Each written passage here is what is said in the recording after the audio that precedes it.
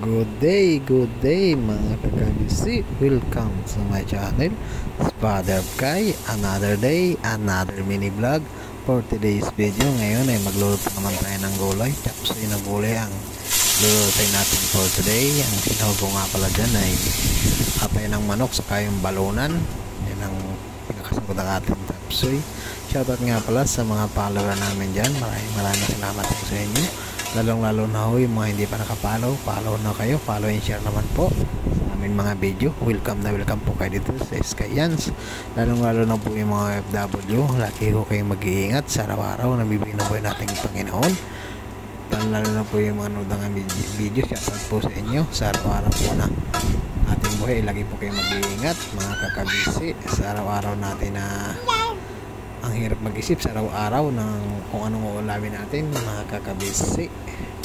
Kaya nang naisipan natin lutuin ngayon, chapsoy na gulay ang ulam natin for today.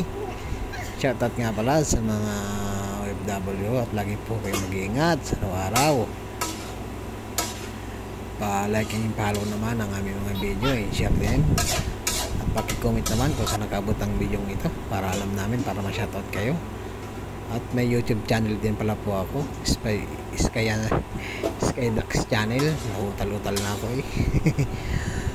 Okay, malambot na ang ating chapsoy. Kaunting oras na lang hinihintay natin dyan at malapit na tayong magpakals mga kakabisi. Yan, okay na.